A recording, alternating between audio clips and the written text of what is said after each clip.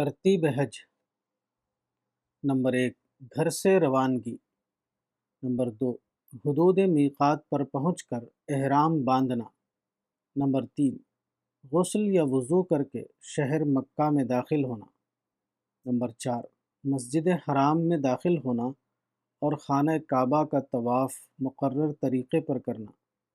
Number 5، طواف کے بعد صفا و مروہ کے درمیان سعی کرنا۔ نمبر 6، 8 ذی الحجہ کو طواف قدوم کر کے منا کے لیے روانگی۔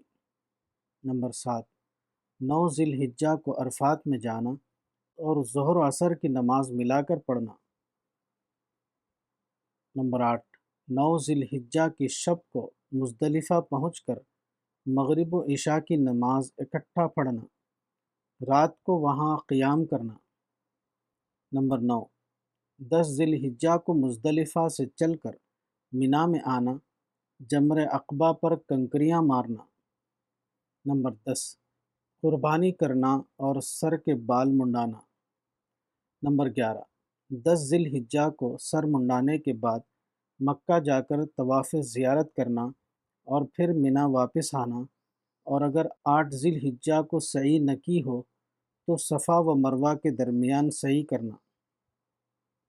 نمبر 12، 11 تا 12 ذی الحجہ کو منا میں قیام، تینوں جمرات پر بالترتیب کنکریاں مارنا۔ نمبر 13، اب آپ حاجی ہو گئے، 12 ذی الحجہ کو مکہ واپس جا کر طواف کیجیے اور آب زمزم پی کر خدا کا شکر ادا کیجیے۔